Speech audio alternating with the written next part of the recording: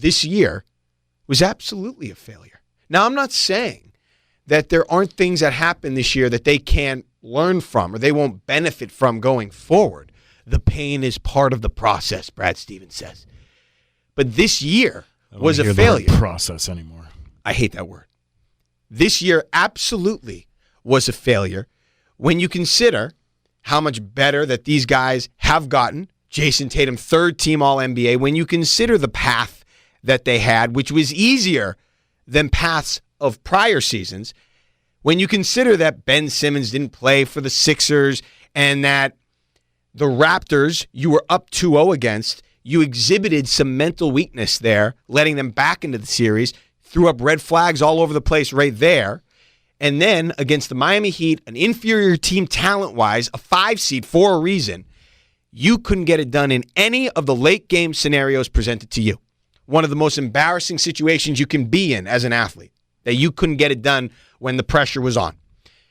And you didn't make, once again, the NBA Finals. You failed to take that step. That represents, to me, a failure. Is it a disaster? Should I blow up the team? No, you don't do any of that. But this season was a failure. What this season should have looked like, to me, was more when you look at the path and some of the breaks they got, Simmons and this and that, the bubble, the fact that there was no home court advantage. They weren't the 1 seed. They didn't have to deal with going to Milwaukee for a 7-game series and playing Game 7 on the road because they weren't the 1 seed.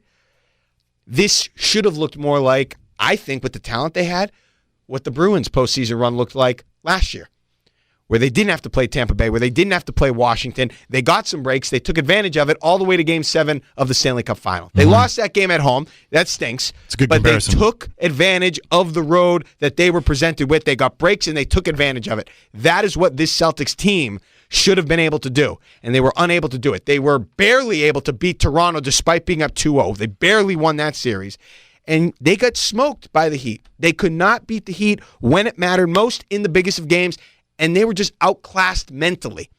That's what bothers me most. So when you put it all together, again, not to say they can't learn from this, they can't be better. I'm not saying blow it up and fire this and that guy, but this season was a failure.